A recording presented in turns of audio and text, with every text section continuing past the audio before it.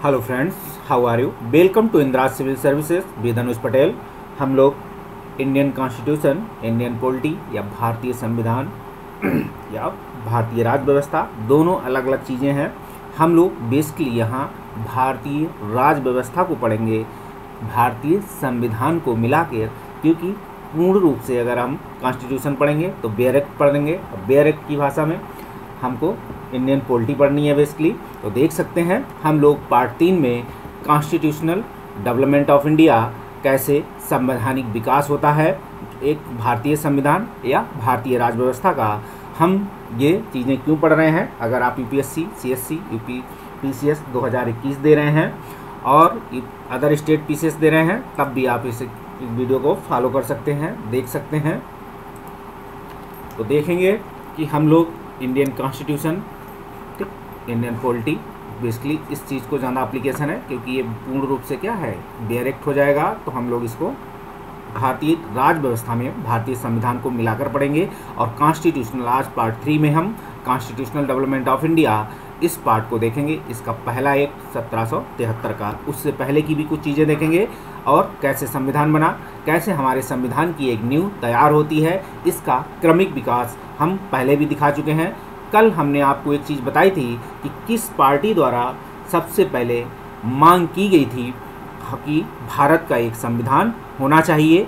तो ये स्वराज पार्टी द्वारा 1934 में की गई थी। हमने आपको कल भी बताया था स्वराज पार्टी, लेकिन मैं क्लियर नहीं था। आज मैं उस चीज़ फैक्ट को क्लियर किए दे रहा हूँ। आप देखेंगे कि यूपीएससी, सीएससी, यूपी पीसीएस, अगर आप 2021 के लिए तैयारी कर रहे हैं तो फटाफट इस वीडियो को देख डालें। और UPSC, CSC, UP PCS, other state PCS exam दे रहे हैं, प्री वनडे एग्जाम दे रहे हैं, तब भी इस वीडियो को देखें। अगर मेंस के हिसाब से भी अगर कहीं लिखने को आए तब भी आप देख सकते हैं, क्योंकि कुछ ना कुछ आपको मेंस के हिसाब से बेहतर तरीके से आपको प्रोवाइड कर मिलेगा। लेकिन पूर्ण रूप से मेंस का ये प्लेटफॉर्म अभी ये वीडियो नहीं है। तो देख सकते हैं, चलेंगे हम लोग भारत का संवैधानिक विकास कैसे होता है। तो देखेंगे भारत के संवैधानिक विकास में अगर हम बात करें तो सबसे पहले आप देखेंगे कि भारत के संवैधानिक विकास के क्रम में सबसे पहले आप सिंधु घाटी सभ्यता के बारे में हमने आपको बताया, ठीक। फिर हमने आपको चोलकालीन व्यवस्था को बताया, मौर्यकालीन व्यवस्था को बताया। सभी चीज़ों को संवैधानिक विकास के क्रम में जोड़कर देखा गया है, लेकिन वो ऐतिहासिक विकास है। अब हम बात करेंगे ऐतिहासिक विकास के क्रम में जब क्या होता है, धीरे धीरे क्या होता है, जब अंग्रेज़ों का आगमन होता है, ट्रेडिंग सिस्टम के लिए वो आते हैं, ईस्ट इंडिया कंपनी की स्थापना करते हैं। लेकिन कंपनी व्यापार करने को ज़्यादा दिलचस्पी दिखाने की बजाय यहाँ की सामाजिक राजनीतिक व्यवस्था का वो अंग बनने लगे। उन्होंने मुग़ल साम्राज्य के अंदर प्रवेश किया और धीरे धीरे उन्होंने क्या हुआ, मुग़ल साम्राज्य को ही ऑक्युपाई कर लिया। तो देख सकते हैं कि constitution of development of India के क्रम में सबसे पहले किस क्रम की शुरुआत होती है। तो थोड़ा सा इतिहास बता देता हूं पहले, कि जो हमारा संविधान 26 नवंबर 1949 को भारतीय संविधान द्वारा जो निर्मित हुआ था, भारत का संविधान जिसे हम कहते हैं, वो 26 नवंबर 1949 को लागू हुआ था। पूर्ण रूप से लागू नहीं हुआ था, आप ध्यान रखें।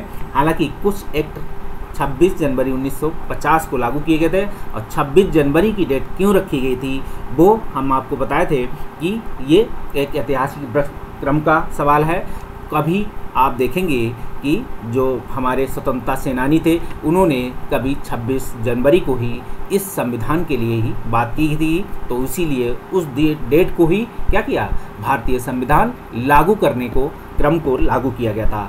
तो आप देखेंगे कि 26 नवंबर 1949 को भारतीय संविधान द्वारा निर्मित भारत का संविधान, जिसे हम आज के रूप में जानते हैं, के पूर्व की अगर बात करें तो ब्रिटिश संसद द्वारा किए गए कुछ ऐसे अधिनियम थे, चार्टर थे, जो पारित किए गए, जो भारत के संविधान के निर्माण के क्रम में क्या हुआ, अंग बने। भारतीय संविधान निर्माताओं ने इस अधिनियमों, इन चार्टरों से बहुत सारी चीज़ों को एक्सेप्ट किया और भारतीय संविधान का अंग बने वो। इसके साथ ही आप देखेंगे भारत की जो प्रशासनिक व्यवस्था है वो आज भी कहीं ना कहीं क्या है, जो ब्रिटिश कालीन थी, वही स्ट्रक्चर आज भी चला आ रहा है। तो आप इसे भी देख सकते हैं, जिन्हें भारतीय संविधान का आधार कहा जाता है। आधार कहा जाता है इसलिए आपसे पूछा जाए कि भारत के संविधान के में भारत के जो ब्रिटिश कालीन जो संसद ने अधिनियम या चार्टर पारित किए थे वो भारत के संविधान का आधार कहलाए। तो ये स्टेटमेंट आप सही मानेंगे क्योंकि वो भारत के संविधान का एक आधार का काम किए हैं। ठीक, इसे देखें, आधार बेसिक या उनके नींव का काम किया था। ब्रिटिश संसद द्वारा पारित अधिनियमों, चार्टरों और योजनाओं को मूलतः दो भागों में बांट दिया गया था। तो आप देख सकते हैं कि जो अधिनियम और चार्टर थे इन्हें दो भागों में किस आधार पर बांटा गया था। तो आप इन्हें चार्टर योजना को देखेंगे तो कंपनी के मामलों में प्रभावी, तो आप देखेंगे कि जब ब्रिटिश ईस्ट इंडिया आई थी उनको अपने कंपनी के जो है व्यापार को बढ़ावा देने के लिए फिर उन्होंने यहाँ की क्या है कुछ कामों में देख सकते हैं तो नियंत्रण स्थापित करने के लिए अथवा कंपनी का शासन हुआ करता था। तो कंपनी का जो शासन है वो 1773 के एक्ट से पारित होता है, लेकिन 1773 का एक पहला एक्ट था जो कंपनी के पर नियंत्रण स्थापित करने के लिए क्या किया था, ब्रिटिश संसद ने पारित किया था। ये भी आपसे स्टेटमेंट में क्वेश्चन पूछा जा चुका है, आगे भी आपसे पूछा जा सकता है। तो 1773 में आप देखेंगे उससे पहले कंपनी क्या थी, एक स्वच्छंद के रूप में कुछ भी कार्य करने के लिए थी, कोई भी गिफ्ट, बहुत सारे करप्शन होने लगे थे। और आप देखा ब्रिटिश क्राउन को ये चीज़ लगी, ब्रिटिश संसद तक ये बात पहुंची, तो ब्रिटिश संसद ने British company east India company को नियंत्रण स्थापित करने के लिए क्या हुआ था 1773 का पहला एक्ट पारित किया। और 1773 से 1858 की पॉलिसी तक आप देखेंगे कि केंद्रीकरण की नीति, सेंट्रलाइजेशन की पॉलिसी थी। आप इसे भी क्वेश्चन पूछा जाए कि कौन कौन से अधिनियम सेंट्रलाइजेशन की ओर बढ़ावा देते हैं जो अधिनियम या चार्टर योजना के अंतर्गत आते हैं। तो 1773 से 1858 तक के जो भी चार्टर और अधिनियम थे वो सभी केंद्रीकरण की तरफ झुकाव रखते थे। लेकिन आप देखेंगे फिर 1800 साम्राज्य के हितों की सुरक्षा के लिए ताज का शासन आया। तो ताज का जब शासन आता है, क्राउन जिसे बोलते हैं, 1857 की क्रांति होती है। तो इसके बाद क्या होता है 1858 से जो है आप देखेंगे कैनिक के शासनकाल से, कैनिक के शासनकाल में क्या होता है क्रांति होती है, फिर कैनिक के शासनकाल से ही दूसरा विकेंद्रीकरण की शुरुआत होती है। तो आप ये देखेंगे कि 1858 से 1947 तक जो थी डिसेंट्रलाइजेशन, विकेंद्रीकरण की नीति, मतलब कुछ चीज़ों को छूट दी गई, भारतीयों को उसके शासन में हाथ, या जो स्थापित भारतीयों को शासन में जो है हाथ, या उनको भी अपना कार्य, अपनी बात कहने का हक, ठीक है। आप देखेंगे, आप इसी क्रम में आप देखेंगे कि जो है बजट पर भाषण करने का अधिकार, बोलने का अधिकार, बहुत सारे चीज़ों को, और 1919, 1909, 1919 के अधिनियम में पार्टी बनाकर जो है आप देखेंगे 1923 में क्या था, विधानसभा या विधान परिषद में ये लोग कहते हैं जिसे, तो वहाँ इन्हें चुनाव लड़ने का अधिकार प्राप्त हुए। तो धीरे धीरे इन लोगों को ये डिसेंट्रलाइजेशन, भारतीयों को इसमें मिलाने की एक योजना की धीरे धीरे भारतीयों को भी भारत का शासन करने का अधिकार दिया जाए विकेंद्रीकरण नीति के तहत। तो देखेंगे इसी क्रम में पहला 1726 का एक राजलेख पारित होता है। इस राजलेख के बारे में शायद ही आपको पता हो अधिनियम, क्योंकि बहुत लोग कम जानकारी देते हैं। तो इसके तहत कलकत्ता, बम्बई और मद्रास प्रेसिडेंसियों के गवर्नर, कुछ जो है कहेंगे कुछ मिस्टेक हैं, हमें पूरी तरीके से टाइपिंग करना नहीं आता, तो आप कहीं कहीं कुछ हिंदी मिस्टेक हो तो उसे अन्यथा ना लें। तो गवर्नर कल देखेंगे 1726 का जो राजलेख है, राजलेख एक आदेश की तरह होता है, छपता है, गजट होगा, तो गजट में पारित हुआ तो राजलेख हुआ। तो कलकत्ता, बम्बई और मद्रास प्रेसिडेंसियों के जो गवर्नर थे और उनकी परिषद को विध बनाने की शक्ति प्रदान की गई। कब? 1726 के एक राजलेख द्वारा। जो प्रेसिडेंसी थी पहले कौन सी, कलकत्ता, बम्बई और मद्रास प्रेसिडेंसी थी, इनके गवर्नर थे, अलग अलग रूलिंग करते थे, अलग अलग गवर्नर थे, उनकी अलग अलग व्यवस्थाएं थीं। उनकी परिषद को कहा कि आप अपने अपने लिए विधि बना सकते हैं। उनको ये शक्ति प्रदान की गई कि आप अपने यहाँ कलकत्ता प्रेसिडेंसी क्या कार्य कर सकती है अपने इलाके में, बम्बई प्रेसिडेंसी अपने इलाके में क्या कार्य करेगी, और आप ये भी देखेंगे कि मद्रास प्रेसिडेंसी क्या काम करेगी। इस आधार पर आप इसको देख सकते हैं। तो इसी क्रम में आप देखेंगे कि किस तरीके से काम हो रहे थे।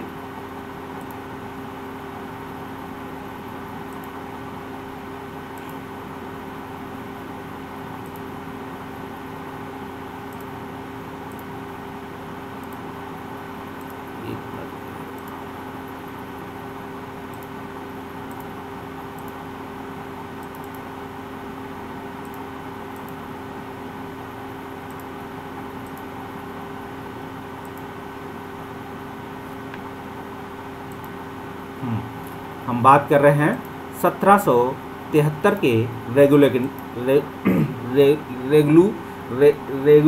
एक्ट के तहत। तो आप इसे थोड़ा हिंदी में बोलने में से दिक्कत है तो देख सकते हैं कि 1773 का रेगुलेटिंग एक्ट क्या कह रहा है, तो क्यों पारित किया गया। सबसे पहले ब्रिटिश कंपनी पर या ईस्ट इंडिया कंपनी पर नियंत्रण स्थापित करने के लिए यह एक्ट पारित किया गया था। तो ब्रिटिश प्रधानमंत्री थे लॉर्ड नाथ, ये आप याद रखेंगे, ये पीटी में क्वेश्चन पूछा जा सकता है। 1772 में एक गठित संसदीय समिति के प्रतिवेदन पर यह एक्ट, तो सबसे पहले एक समिति गठित की गई।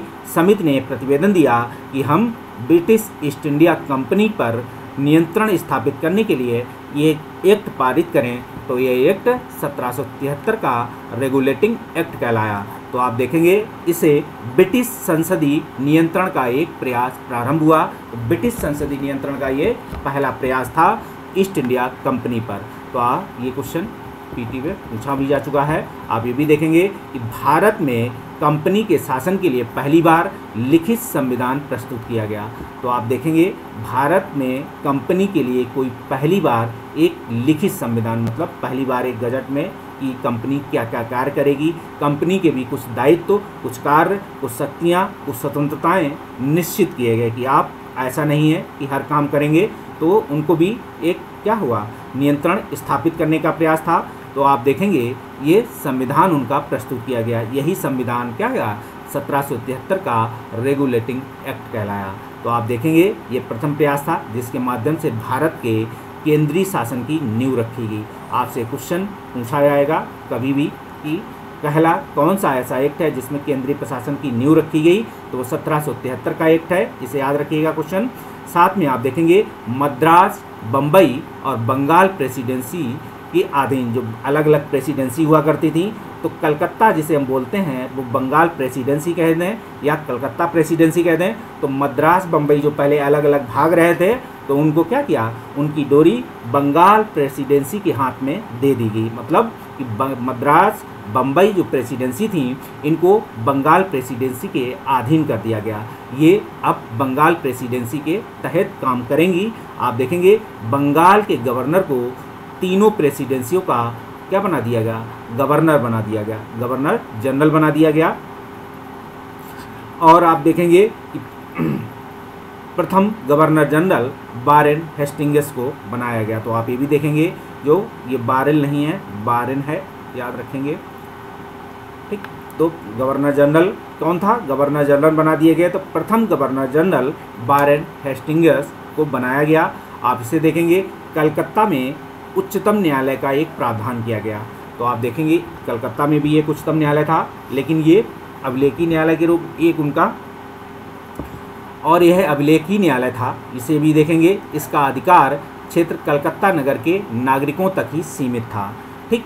सुप्रीम कोर्ट को जो ये सुप्रीम कोर्ट था इसे सिविल, आपराधिक और नौसेना के धार्मिक मामलों में अधिकारिता प्राप्त थी, ठीक। इसे याद रखेंगे। इस न्यायालय को क्या किया गया था, सिविल मामले, आपराधिक मामले और नौसेना मामले, धार्मिक मामलों में अधिकारिता प्रदान की गई। ऐसा इसमें ये क्वेश्चन आपसे पीटी में पूछा भी जा चुका है, पूछा जाने की और भी संभावना है, ठीक। इसे आप देखेंगे कलकत्ता नगर के नागरिकों के लिए ये जो न्यायालय था, कोर्ट था, सीमित था। आप देखेंगे कलकत्ता नगर मतलब इनकी प्रेसिडेंसियों में भी शामिल हो जो बंगाल और उनके थे। इसके साथ ही आप देखेंगे 1774 में भारत में उच्चतम न्यायालय की स्थापना कलकत्ता में की गई, ठीक। इसके मुख्य न्यायाधीश के अलावा 3 अपर न्यायाधीश हुआ करते थे, ठीक है। 1+3 की व्यवस्था अपनाई गई, ये भी आप याद रखें, क्वेश्चन पूछा जा सकता है। इसके साथ ही आप देखेंगे पहले जो इस न्यायालय के प्रथम मुख्य न्यायाधीश थे सर एलिजा इम्पे, इनका कई बार जिक्र पीटी में हो चुका है, फिर से पूछा जा सकता है। तो देखेंगे कि सर एलिजा इम्पे इस न्यायालय के प्रथम मुख्य न्यायाधीश थे। इसके बाद आए 1781। इसके साथ ही आप ये भी देखेंगे कि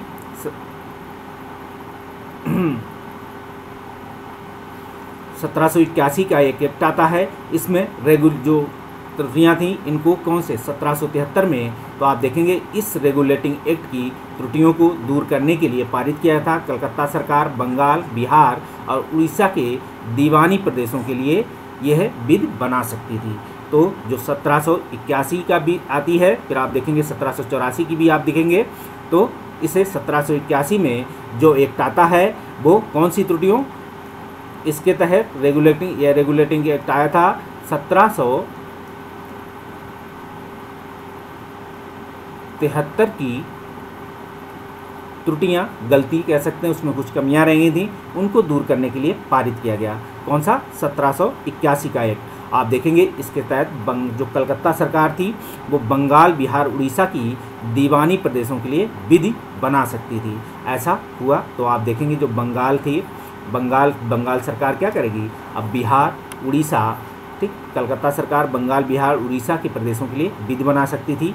इसके साथ ही आप देखेंगे फिर एक्ट और पारित होता है 1784 का। तो इस जो है ये एक्ट क्या था, यह एक्ट विस्तृत रूप से पिट्स इंडिया एक्ट था। तो आप देखेंगे इसे ये अधिनियम कंपनी द्वारा अधिग्रहित भारतीय राज्य क्षेत्रों पर ब्रिटिश ताज के स्वामित्व के दावे का पहला वैधानिक दस्तावेज आपको दिखाई पड़ेगा। तो पहला जो दस्तावेज था ब्रिटिश ताज के स्वामित्व के दावे का, तो इसके तहत आप देखेंगे 1784 की एक नोट है कि 1784 के पिट्स इंडिया एक्ट द्वारा जो है रेगुलेटिंग एक्ट की कमियों को दूर करने के लिए कंपनी के प्रशासन पर पूर्ण नियंत्रण स्थापित कर दिया गया। जो 1773 में कुछ लादे गए थे कि हम नियंत्रण स्थापित करेंगे, वही काम 1784 में क्या किया गया कि पिट्स इंडिया एक्ट था जो जो रेगुलेटिंग एक्ट था, इनकी कमियों को दूर करते हुए अब कंपनी के प्रशासन पर पूर्ण नियंत्रण किसका, सरकार का स्थापित कर दिया गया। यह आप क्वेश्चन पूछा गया है पीटी में, फिर से पूछा जाएगा कि किस एक्ट के द्वारा 1773 में जो है एक्ट द्वारा जो कंपनी के प्रशासन पर पूर्ण नियंत्रण, तो पूर्ण नियंत्रण को याद रखें, कीवर्ड है इसका पूर्ण नियंत्रण। पूर्ण नियंत्रण की जहां बात आएगी वहां आप 1784 के पिट्स इंडिया एक्ट को मानेंगे, तो इसे आप याद रखें। इसके साथ ही आप देख सकते हैं कंपनी के शासन को दो भागों में बांटा गया है, राजनीतिक और व्यापारिक। तो संसदीय नियंत्रण के मंडल का गठन किया गया है और व्यापारिक के मामले में आप देख सकते हैं कि व्यापार करने के लिए कंपनी को क्या किया, कंपनी के निर्देशक मंडल को एक बनाया गया। किस तरीके से बनाया गया, तो राजनीतिक बनाया गया। तो राजनीति में आप देखेंगे संसदीय नियंत्रण मंडल का गठन किया गया है और कंपनी के निर्देशक मंडल का एक गठन किया गया है। तो राजनीतिक और व्यापारिक कंपनी के शासन को अब दो भागों में बांट दिया गया, किसके, 1784 में। आप देखेंगे अब कर्मचारियों को यहाँ क्या किया, उपहार लेने, यहाँ क्या हुआ था, ईस्ट इंडिया कंपनी उपहार के नाम से बहुत सारा करप्शन, बहुत सारे गिफ्ट उपहार के नाम से जो यहाँ से लेके जाते थे और दिखा देते थे कि हम तो ये उपहार लाए हैं। तो उपहार की व्यवस्था भारतीय सरकार ने भी इनकम टैक्स दायरे के अंदर ला दी थी। अंततः लोगों ने क्या किया, वही उपहार की विधि अपनाई कि हम तो उपहार के रूप में ये चीज़ प्राप्त किए हैं। पहले लोग क्या करते थे, गाड़ी खरीदी और किसी को गिफ्ट कर दी, और घर खरीदा किसी को गिफ्ट कर दिया, अब उसका ब्यौरा देना पड़ेगा। तो वही काम जो है किसने, ब्रिटिश सरकार ने ईस्ट इंडिया कंपनी के लोगों पर भी एप्लीकेशन किया था। तो देखेंगे आप किस तरीके से कि अपने कर्मचारियों को जो उपहार लेने के नाम पर यहाँ का जो व्यापार था वो आधा हिस्सा कौन, यहाँ के कर्मचारी उठा के लेके चले जाते थे उपहार के नाम पे। तो इस पर पहले क्या किया, उन्होंने प्रतिबंध लगाया। इसके बाद आप देखेंगे भारत में नियुक्त अंग्रेज अधिकारियों के ऊपर मुकदमा चलाने के लिए इंग्लैंड में एक कोर्ट की स्थापना की गई। क्यों, क्योंकि उपहार ले जाते थे, उपहार ले जाएंगे तो अब उनको दिखाएंगे कैसे, अगर वो करप्शन है तो उन पर कहाँ मुकदमा चलेगा। हालांकि वो एक सांकेतिक था, मुकदमा क्या था, लेकिन कुछ ऐसे कार्य करते थे जो कंपनी के विरुद्ध हों, तो वहाँ उनको दंड के प्रावधान थे। भारत के विरुद्ध हों उनके लिए उनको दंड के प्रावधान सांकेतिक रूप से थे कि मुकदमा चला और बाद में रफा दफा कर दिए गए। अगर उन्होंने अंग्रेजी ब्रिटिश संसद के खिलाफ कोई कार्य किया है, राजनीतिक जो मंडल, निर्देशक मंडल खड़ा किया उसके खिलाफ कोई कार्य किया, व्यापारिक कंपनी के जो निर्देशक मंडल है उसके खिलाफ कोई कार्य किया, तब उनके खिलाफ जो है इंग्लैंड की कोर्ट में क्या हुआ, एक मुकदमा स्थापित किया जाता था। वहाँ उन्हें सज़ा देने का प्रावधान था क्योंकि वो अंग्रेज या ब्रिटिश हुकूमत के हित के खिलाफ था। तो आप देखेंगे इस तरीके से। फिर आते हैं 1793 का एक राजलेख आता है। तो 1793 में आप देखेंगे कंपनी के जो व्यापारिक अधिकार थे कि अगले 20 वर्षों के लिए बढ़ा दिए गए। तो जो व्यापारिक अधिकार थे, अब धीरे धीरे क्या किया कि चलिए 20 वर्ष के लिए और बढ़ा देते हैं। भारत सरकार के भी कुछ ऐसे एक्ट हैं जो क्या करते हैं, जैसे हिंदी को लागू करने की जो डेट थी वो आगे चल के क्या था कि हिंदी को पूर्ण रूप से लागू करेंगे, लेकिन अंग्रेजी को हर साल क्या हाथ लगा देते हैं, 10 साल के लिए बढ़ा देते हैं, 20 साल के लिए बढ़ा देते हैं, तो लगातार बढ़ता ही रहता है। इसी तरीके से हुआ कि 1793 का जो राजलेख है उसके तहत सबसे पहले क्या हुआ, व्यापारिक अधिकार थे जो कंपनी के, उनको 20 साल के लिए और बढ़ा दिए गए और कहा कि आप व्यापार कीजिए। और इसके साथ देखेंगे सभी कानूनों और विनियमों की व्याख्या का अधिकार न्यायालय को दे दिया गया।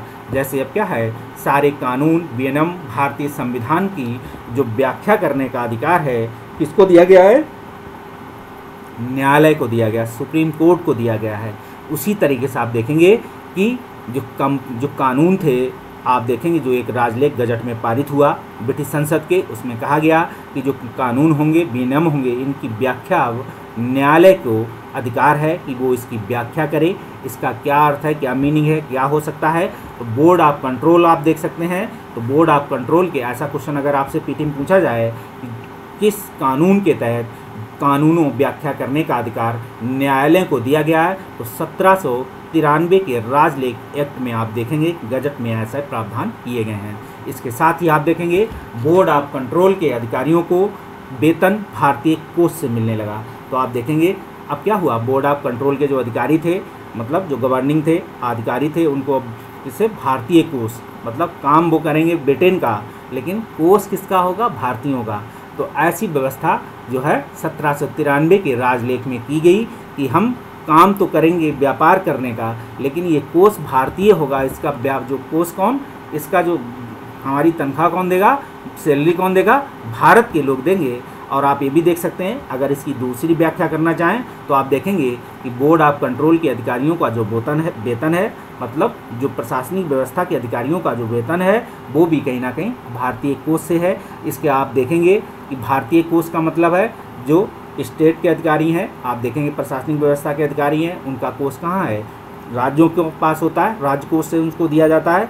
लेकिन ये भी याद रखें, इसके साथ ही आप देखेंगे चाहे सुप्रीम कोर्ट हो, चाहे संसदीय व्यवस्था के जो अधिकारी हों, उनको जो आप प्रेजेंट टाइम दिया जाता है वेतन या सैलरी, वो आप देखेंगे जो भत्ते वो भारतीय कोष से ही मिलते हैं। अलग अलग व्याख्याएँ हैं, आज समय आने पर उनकी व्याख्या की जाएगी। इसके साथ ही 1793 के लेख के साथ हम इसको यहीं रोकते हैं, क्योंकि हम 1813 के राजलेख एक्ट से अगले वीडियो में मिलेंगे। आई होप कुछ आपको अच्छा लगा हो तो प्लीज़ लाइक और सब्सक्राइब करें। मिलते हैं अगले वीडियो में, तब तक के लिए बाय बाय।